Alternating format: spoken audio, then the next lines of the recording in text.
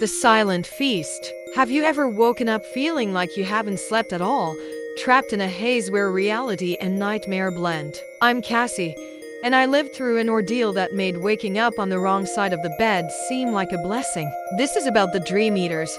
And trust me, it's not just some old wives' tale. It started subtly in our town. People mentioned having restless nights and vivid nightmares they couldn't shake off by morning. But then, those nightmares began to cling to the edges of daylight, blurring the lines between sleep and wakefulness. That's when the sleepwalking started. At first, it was just a few folks wandering through the streets at night, their eyes glazed over, murmuring fragments of their dreams.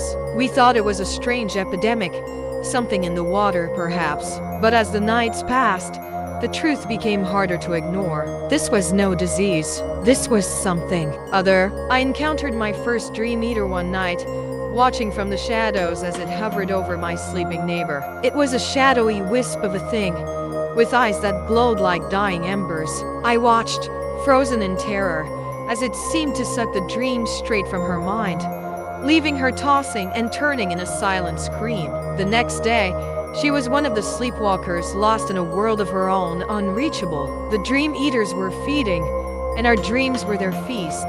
Panic spread through the town like wildfire. How do you fight something that attacks when you're most vulnerable? In your sleep.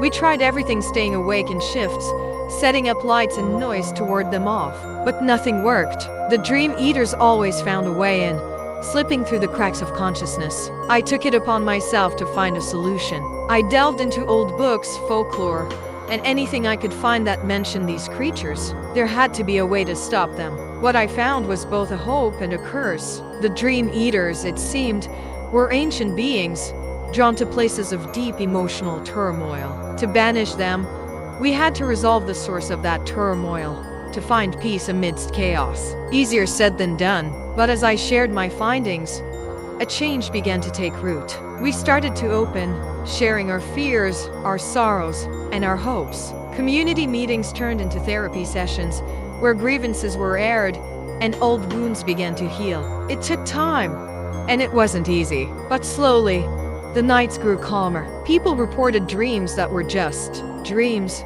not the nightmarish visions that had tormented them. The sleepwalkers started to wake up, confused but safe.